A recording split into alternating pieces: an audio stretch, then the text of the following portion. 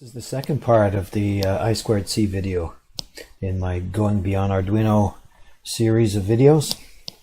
In the first part we talked about this file here, I2C.c, which is the driver functions that affect the I2C peripheral that's in the microcontroller. Now I will look at software that actually uses these functions, and we'll look at the accelerometer. Now there's three sensors on that breakout board that I showed you at the beginning of the previous video: an accelerometer, gyroscope, and a magnetometer. They all work basically the same way, and so I'm not going to talk about each of them. I'm just going to use the accelerometer as the example. In each of the sensors there are registers that you need to write to control the accelerometer or the sensor to get it to do what you want it to do, and set up the how fast it samples, and how many bits in the data, and various other things that you can do with them. And then there are sensors or registers that you need to read in order to get the data out, like the accelerometer data or the gyroscope data or whatever. And so this is how it's done. Or at least this is my way of doing it. Again, I'll stress that this is my software, that I wrote it from scratch. There may be better ways of doing this than what I'm doing. I try to make this stuff simple and not too complicated. So let's look at the accelerometer, the ADXL345, which has been very common. It's actually, I think it's gone beyond end of life now. I don't think Analog Devices is making them anymore. I'm not sure. That's probably why you get them so cheap on breakout boards right now, is because the market's getting rid of them. And there are better accelerometers out there, I would imagine. So this code here, or this section of the code here, is just all these defines that define the different registers that are in the accelerometer, the registers that you write to make it do something. And the descriptions here are actually copied directly out of the data sheet for the accelerometer. Many of the registers you don't have to do anything with, and so I'm not going to spend any time on any of them really. You can get the data sheet. There's a link in the video below, in the description below this video, for the data sheet. In fact, there's a link for all three sensors data sheets. There is one register that you will have to access. It'll be in the code later on. I'll show you what to do with it. But the main thing you want to do here is to read the accelerometer data. Well, this is it here, because the accelerometer powers up in sleep mode, and you have to actually wake it up and turn it on. And so you got to write to the sleep bit here in this register, the power control register. And this is the .h file, the header file. There's what I've done in here is, again, I've just copied this directly out of the manual, or out of the data sheet for the accelerometer. And these are defines for each of the bits. And when you go to write to the register, you can assemble these in the data portion of what you're going to write to the sensor. So that if you want to set any of these bits, if you don't need to set the bit, then you don't include this in here. And again, I'll show you an example further on in the code. But let's go down to where the software actually starts, which is here. So very simply here, this is setting up the register, the power control register. This is one that you will have to affect in order to get the accelerometer to turn on. And all I do here is this is just a wrapper function. It simply calls another function, and that's all it does. It's pretty simple. But this is the use of I2C write, which I described to you in the last video. So this is the ADXL345 slave address. Again, the 7-bit address, which gets left shifted by 1 bit when it actually gets used. And it's been defined somewhere, I forget where. I think it's at the beginning of this file here. We're just going to write 1 byte to that register. This is the address of the register that we're going to write to, and then this simply points to where the data is being stored. So whatever this variable here is, this ampersand here tells you what it means is the address of data.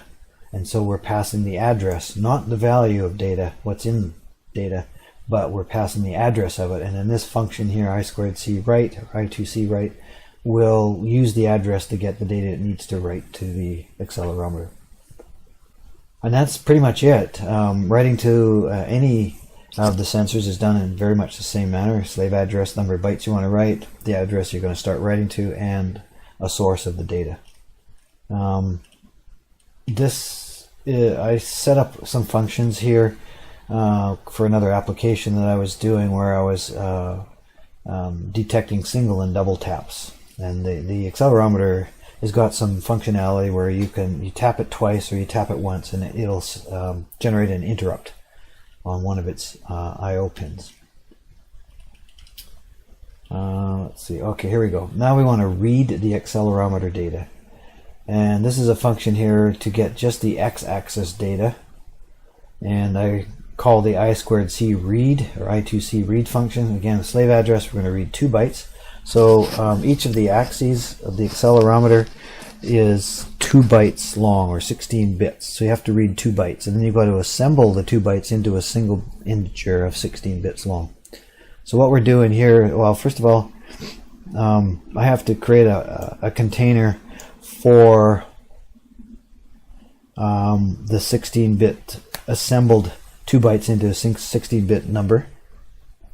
And then I've got a buffer here which is 2 bytes long, and that's where the data being read from the x-axis buffer is going to be put into.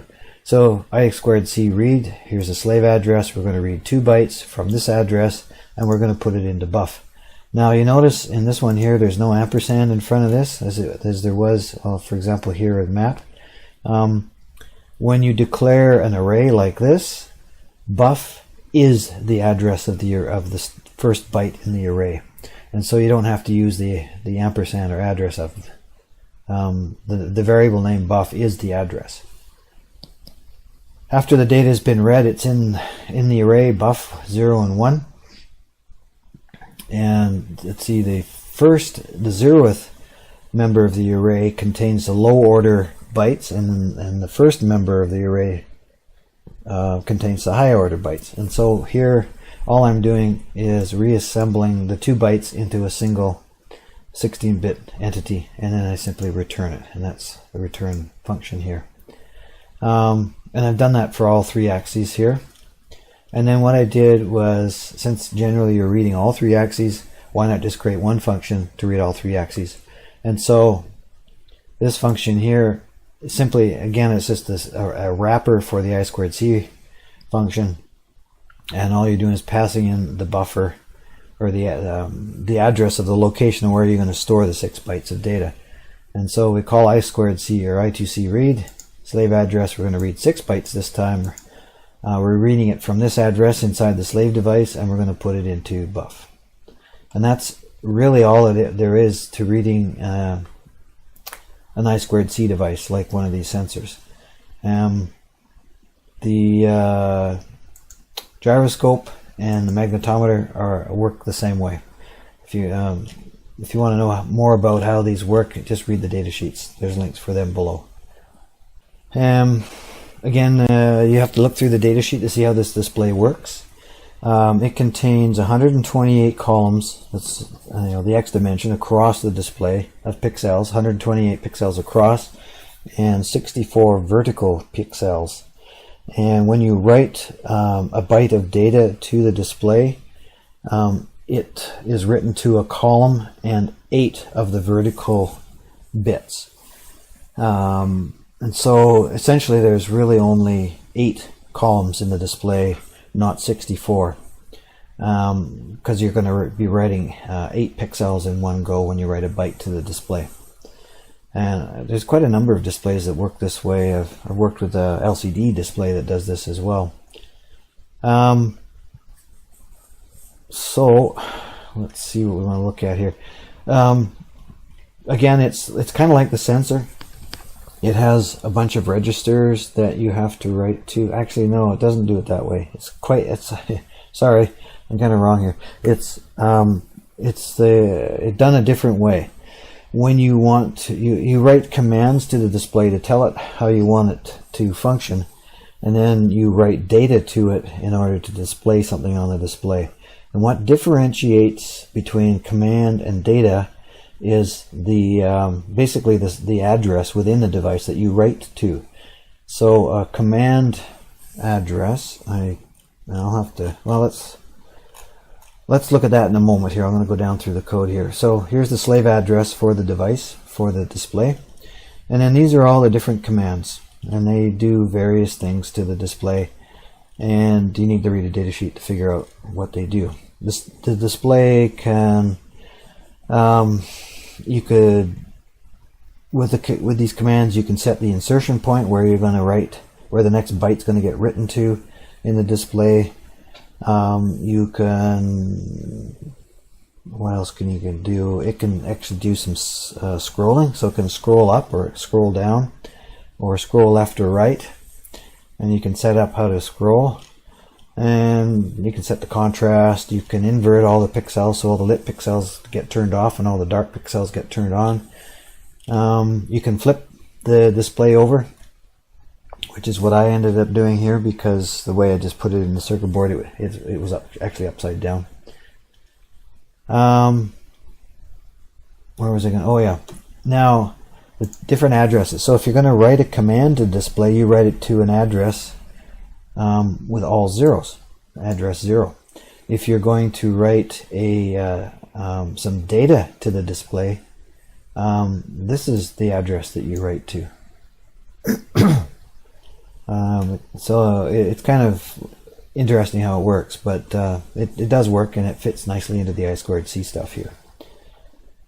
So first thing I do is initialize the display, and basically I just copied the initialization routine that's described in the manual, and I set all of the commands to their reset values.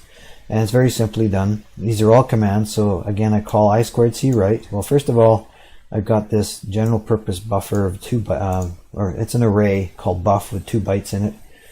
And what I do is I write the command. Some of the commands are one byte long, some of the commands are 2 bytes long.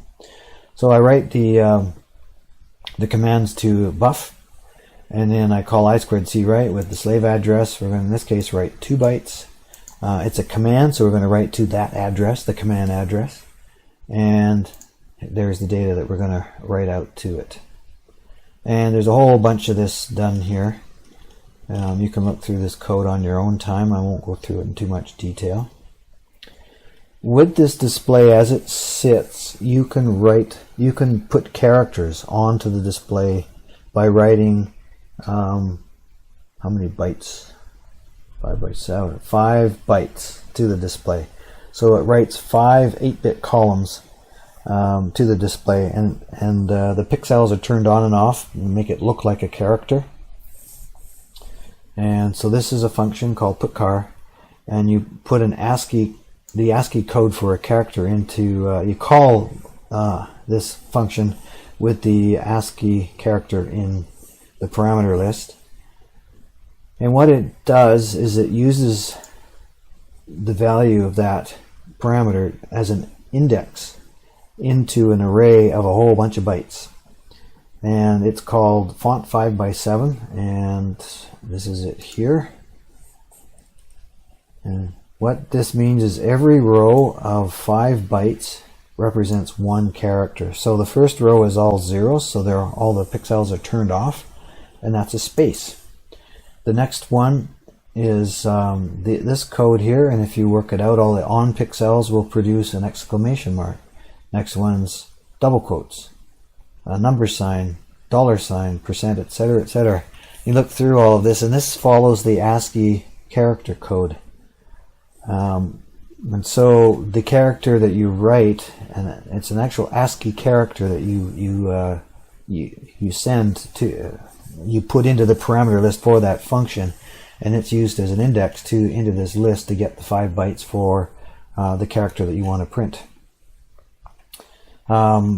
There's a lot of stuff in here, a lot of bytes in here. I forget, it's 480 bytes to produce the basic ASCII characters with some punctuation. So you've got your digits, you've got your uppercase characters, and then you've got your lowercase characters. And that's all it works with. It could be extended to put in some other special characters, but this is the simplest way of doing it. This thing exists all over the internet. Various people are using a very similar array, but I've found in most cases people are putting it into RAM, and unfortunately the 18 mega has such a small amount of RAM in it that this takes up 480 bytes of it, and it doesn't allow you to do much else. If you're using a smaller microcontroller, that's almost half of the RAM in the microcontroller. And the 18 mega 328 has got 2K bytes of RAM, so this is this doesn't take up as much. But I thought, why not put it in the program space into Flash and leave the RAM for other stuff, because RAM is quite precious in these microcontrollers. They didn't put very much in them. And so I modified this. I corrected some errors. Some of the codes weren't displaying correctly, and I fixed them. And then I wrote it so that it's getting compiled into flash memory. So you got to include this, and progmem just tells the compiler to put this stuff into flash instead of into RAM. That's all it does. Let's see this one here. So anyways, this draws the character onto the screen by printing or by outputting 5 bytes. Or actually 6, because it puts the 6th byte to the right of blanks, so that there's a little space between this character and the next one if you're writing a string. So this program read byte is a function that comes out of that out of this library here, and all it is just a function that reads data from the flash rather than from RAM. And this code here is just what they call a cast, a typecast, a number typecast. So it just tells the compiler that we're looking at something that's actually stored in memory, in flash, and not in RAM. So anyways, it reads the 5 bytes out of that array and sends them to the display. I2C write, slave address 6 bytes. Outputting 6 bytes. So I just fill the buffer, RAM buffer of 6 bytes, and then I output the buffer to the data address, which is this one here, 0100000000, etc., etc. So this draws a ASCII character on the screen. This function here just takes 2 parameters. It simply places the next the insertion point of the next character. So if you write a character after if you want to put a character in a particular place on the screen, you have to call this function with the value in here. And it just calls up a couple of commands here to set up the column and the page address for the display so that the character is put in the right spot. This function here is clear. It just writes zeros to the display data and it just makes it blank. And before you do that, you have to set up the column and page addresses to start at the beginning, and then it simply writes to it. And I forgot to mention that every time you write to this command, this data address, let's go back a bit here, this one here, the address pointer within the display, just like in the sensors, it automatically increments. So you set it once, and then if you're just writing continuously one memory location after another, that pointer will automatically increment.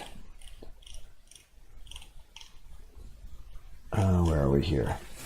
So to do the clear, I set it to the beginning. I send the data out, and then I reset the pointers back to the beginning again. Now what I'm doing here is I'm not using the long I2C write where I have a buffer, a RAM buffer full of data.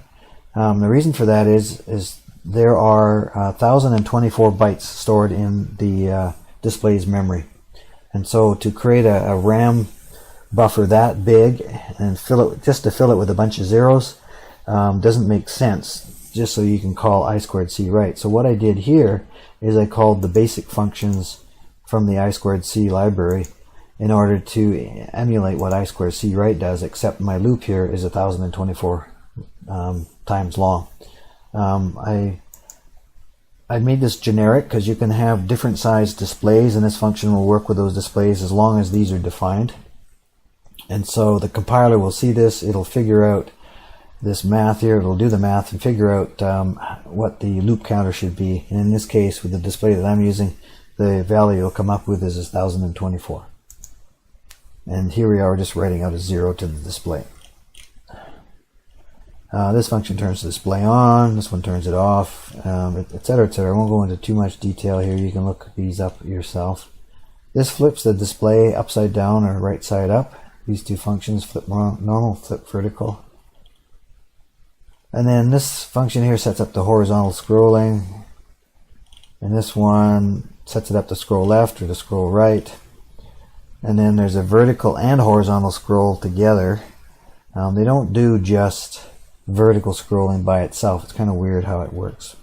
And anyways, this function sets up that scrolling as well.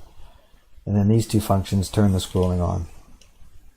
Actually, these two functions set up which way you're going to scroll, horizontal and left, or vertical and left.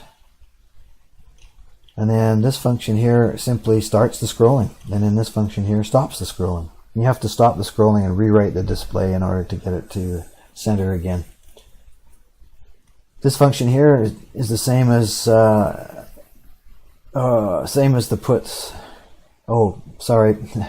This function here just repeatedly calls putchar to write a string of ASCII characters to the display. Now, a string is defined as a stream of ASCII characters in an array, and then the very last one is a 0. And so the function here will just loop through, looking at each of the characters before it outputs it, and looking for a 0, and then when it reaches a 0, it's going to stop. But until it gets to 0, it's just going to keep outputting the characters. A common mistake that people make is when they build a string manually, so to speak, they forget to put in the null terminator at the end, and you'll end up with some very weird characters being displayed on your screen as the function starts reading data that's not part of the string but part of some other function's RAM. This one, put string P, it just does the same thing as the previous one, except it assumes that the data that the string that you're writing is stored in flash in the program memory. Now, if you wanted to do some graphics, I've got some simple graphic functions I'll show you in a moment here. You can't do the graphics directly to the display. What you have to do is set aside a big chunk of RAM in your microcontroller and do all the drawing of the lines and circles and whatever else in that RAM. And then when you're finished with that, you output all of that RAM, which turns out to be 1024 bytes. You write all of that RAM out to the display, and it'll update the display with the new graphics that you've just drawn. And that's what this next set of functions allows you to do. So graphics update here, all it does is outputs all of that RAM in one big long shot, 1024 bytes, to the display. In fact, this is very similar to the clear function, except instead of zeros in here, I put in the data that's in graphics frame. Now let's have a look at the graphics functions here. I wrote some very, very simple basic graphics functions. You can draw lines. You can draw a line in any direction. You can draw a circle anywhere on the screen. I wrote a function that draws a filled circle, and I did it by just repeatedly drawing a circle that gets bigger and bigger and bigger until you reach the outside of the circle that you wanted to draw. It doesn't work very well. Some of the pixels don't get turned on, so I got to work out another way of doing it. But this software module maintains some local variables here. These aren't visible anywhere else, and this just tells me where the insertion point for the particular pixel that you're going to work on is located at. Just defines the maximum dimensions of the display, and when you initialize this graphic stuff, you have to pass the parameter, these two parameters to this function to tell this module how big the display is. You can draw graphically the text on the screen, and the text can be scaled up from the very small text that you saw in the beginning of the previous video. That's the smallest text, but and that's text size 1 if you're drawing it graphically, and you can change text size to 2, 3, 4, 5, 6, etc. and each number just increases the size of the text by that factor. So text size 2 just doubles the size of the character, 3 is 3 times the size, 4 is 4 times. There's obviously a limit to, you know, if you drew a really big, like 10 times size character, would probably fill the whole display. So I never put an upper limit on that value, but I think anybody experimenting will figure it out pretty quick. This is foreground color, so this will be the color of the pixel that you're working on. And then the background color is the color of the pixels around you that are turned off, basically. You can rotate text, so you can write text horizontally. It could be written vertically going down, it could be written upside down going to the left, or it could be written vertically going up. And rotation 0 through, it would be 0 or 90 or 180 or 270. And so you can put your text in any direction you want on the screen. Calling graphics init starts all this up, and you have to give it the dimensions of the display. What it does here is it calls a standard C function called memory allocate, and to put aside 1024 bytes of RAM that you're going to use for drawing graphics. And the beauty of this here is that if you have another RAM intensive function going on, you could use malloc for it as well. And if you're switching back and forth between the two different functions that are using memory, you don't have to allocate 2 separate chunks of memory and use up all your RAM, because 1024 is half the amount of RAM in a ATmega 328. And so what you can do is you allocate it, use it, output it to the display, and then you could free it up for somebody else to use. If there's not enough memory, malloc will return a 0, and this is what this little statement here is doing. If you get, if there's an error, it just returns an error code of 1. If it succeeds, what will end up in graphics frame is a pointer, and it points to the beginning of that area of memory. And then I set up all of those internal variables that I showed you, and then I clear that graphics area and write all zeros. And remember, when you power up a microcontroller, the RAM, unused RAM gets comes up in random. It's not cleared. And so this is what this is doing, is just simply clearing that RAM. But it's working on the RAM, it's not working on the display. None of these functions in here have anything to do with the display. They only work on that block of 1024 bytes of RAM. Here's graphics exit. All it does is returns by calling free. It's another built-in C function that frees up that memory for somebody else to use. Now, I don't know how malloc actually works, how it tells the rest of the world that it's set aside this block of memory for nobody else to use it. I don't really understand how it works. It's done at the compiler level, I believe. Same with free. I'm not quite sure how they free up the memory, but this is the best way to do this. Get graphics frame just returns the address of the starting point of that graphic area. A little helper function here. This is clear, so remember we're writing to RAM, so it's really easy. And first of all, it checks to see if graphic frame actually exists. If it's 0, it won't execute this, meaning 0 meaning there's no graphics frame. If it's non-zero, that'll be some value of an address that it's pointing to. And here it's just writing 1024 bytes of the background color, which when I initially defined it to be background color is black, so the display is turned off. Set cursor. So this just tells the system, the graphic system, where the next pixel is going to be worked on. And you have to give it 2 parameters, the x and y coordinates of that pixel. And it's in pixels and not in bytes. So it's 128 by 64 for the current display that we're using here. This just sets the text size, so when you call this function, the next time you write text to the screen or to the display area, to the graphics RAM, the text will take on that particular size. Same with this one, it sets the rotation. The next time you write text, it will be rotated according to this. Foreground color and the background colors can be changed. Now this display color is kind of a weird word because there is no color, it's either black or white, but I just used color here. This just returns the x and the y coordinates of the display if you ever need to use it. This one here called plot pixel, it plots, it'll turn on or off depending on the value of color here. it will turn on or off that particular pixel in memory. Now remember, the pixels are stored in bytes, so there's a bit of a funky thing going on here in order to set the correct bit. So if I want to turn on a pixel, I have to set a bit. So I'm ORing it. So the OR function here will set the bit.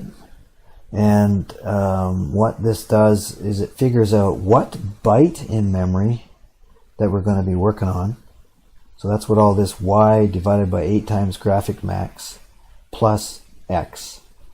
If you sit down and work out, do the math, you'll see how this works. I'm not going to explain it much more than this.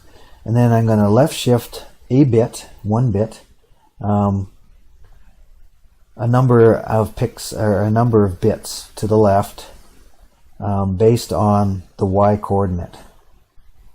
Where y coordinate is the vertical, so that now we're trying to figure out which bit in that 1 byte that we're working on gets set. Again, if you work out the math, sit down and work this out, you'll see how it works. Put card does the same thing as in the display. It just writes a single character to a position. It's already defined by set cursor, and by rotation and by text size. So you have to make sure you set all that up before you call put car. And it just draws the character according to the same font that I showed you earlier, this thing here. And then all of this complicated code here is in order to draw the character properly. I won't go through any details here. You can try to work it out. This looks complicated, but it didn't actually take me very long to figure out how to do this. It kind of worked out quite easily. Put string just repeatedly calls put car, so you can write a string to the memory. And then the same with put string p, it just writes a string that's stored in the flash. We've got a draw line function here, and I just took this straight out of Wikipedia. Actually, I didn't take it straight out of Wikipedia. I looked at these two different Wikipedia articles and figured out, actually I think one of them is actually taken straight out of Wikipedia, almost word for word here. Anything that I've seen on the internet, the people drawing lines and graphics, this is exactly the same function that they use. I think I simplified it here, and I made it made it a little simpler because I'm only working with bytes here. My display in this case isn't that big.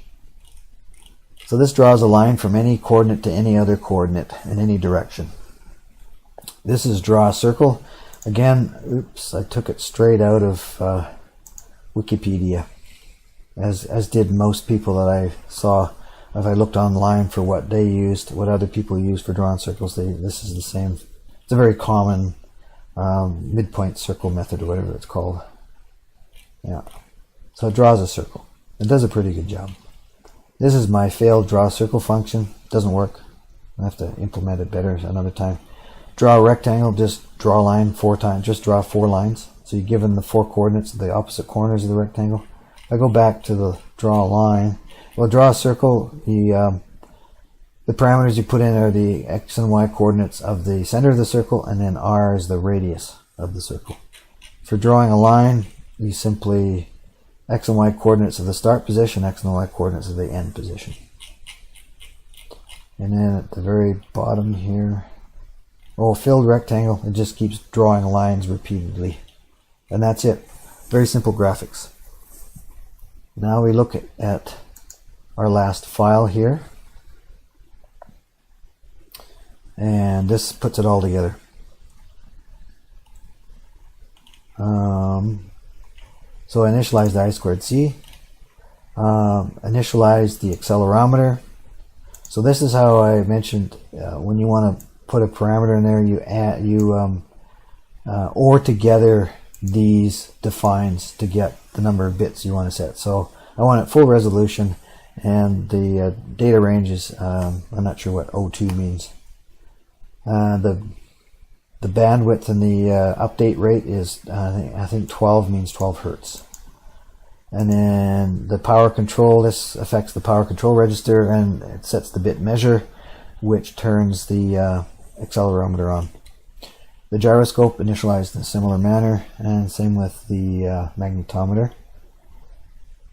I have to initialize the display, and then I flipped it because it was upside down the way I put it on the breadboard. And then I initialized the graphics because I'm going to do some graphics. I set the text size to 2, rotation to 0, so horizontal text. And then this just draws the first label that says sensors with the rectangle around the outside of it.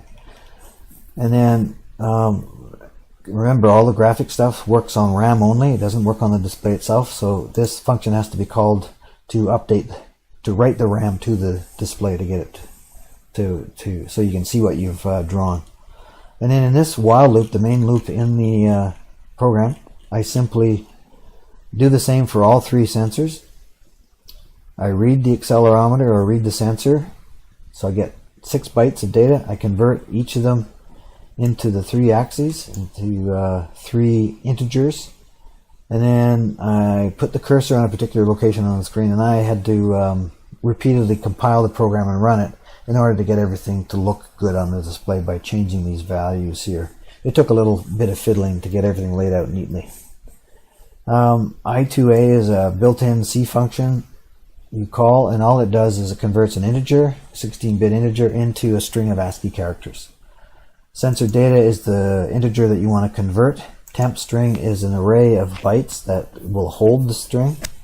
And then hex format, you have to put a number in here to tell I2A what the resolution that you're going to convert to. You're going to convert it to base 10 or base 16 or base 8 or even binary base 2. It's quite a versatile function. It builds a string accordingly, and then all I'm doing here is put string to the graphics RAM. I do the same for all 3 axes. I do the same again for all 3 sensors, and at the very end I output the graphics RAM to the display, and then I go back to the start and I just do it all over again, and it's hammering out data to the display as fast as it can actually go. So I hope that you got something out of this. I went through the software pretty quickly, but I didn't want to drone on for hours on every detail of the software. I'd like to leave a little bit up to you guys to work it out, because if you actually have to work at something, remember, this series of Going Beyond Arduino is about learning stuff. It's not about just getting something done. And so if you guys have to work through the software a little bit to figure out how it works, then you're going to learn something. And you learn a lot more than if you just loaded up a graphic or a library and compiled it and output it. So that's the purpose of my videos here. So I'm going to stop it here before it gets going on too long. So here's the display after this long-winded description of the video or of the software. A lot of software goes into making this display do what I'm doing here. Oh, and there's one thing I forgot to talk about actually. A little bit of circuitry here. This is a couple of MOSFETs and some resistors, and these are level shifters. And I think what I'll do is I'll include a schematic in the data on the GitHub site and the information for this video. It'll show you how these MOSFETs are wired up to produce level shifters, because the microcontroller runs at 5 volts in the display and the sensors run at 3.3 volts. But this is what the display looks like. We'll just zoom in on it here. So as I mentioned in the description of the software, I couldn't get the decimal numbers to fit across the screen, so I had to convert them to hexadecimal. So this is all done in graphics. So what the display, what the microcontroller is doing is filling the or writing to the RAM buffer, and then outputting whatever it is, 640 bytes. Every time you see this display flickering, another 640 bytes have been written out to the display. So I hope you enjoyed this video. It was again a rather long-winded one, but there was a lot of stuff to talk about. Everything is available on the GitHub site. There will be links below in the comments below. And I encourage you to read through all this stuff and figure out how it works on your own. I went through all this. I had to do it. It took a while. I've been at this for a while. But it's not impossible. And once you've gone through all this, you begin to understand how other things work, and it makes it a lot easier to learn about other different displays and other different sensors. So, thanks for watching, and stay tuned for some more videos. I'll probably do one on the SPI bus.